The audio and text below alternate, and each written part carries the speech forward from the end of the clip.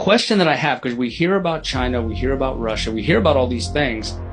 What does a world run by China look like? What we need to be focusing on, the Chinese Communist Party, the CCP, where Xi Jinping, he runs the Chinese Communist Party, and then understanding what the perspective he comes from. You know, he comes from an upbringing where his father was publicly criticized, and so he has a bit of shame in him.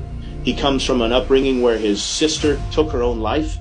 And so there's sadness and deep sadness from that.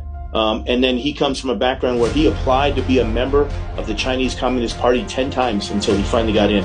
And so there's that resentment, that's probably inside of him individually. And just 2 Sundays ago, we had the Russians launch a direct-to-send ASAT missile and literally destroy one of their own satellites in space. They had to alert the astronauts on the International Space Station because we were worried about debris hitting them. If you really play out what a great power conflict would look like, as the chairman calls it, this is not going to be an Iraq or an Afghanistan. This is going to be game changer.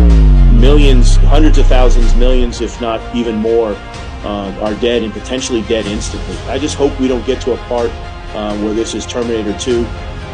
Robots against robots and machine against machine. Chief Toberman, I've got a saying above my door. He came up with this saying. He said, "Our most important weapon system lives and breathes." And in a command that deals with things in space, things you can't touch, things you may not be able to see, we can sometimes lose our focus on that. I want to stay focused on our most important weapon system lives and breathes.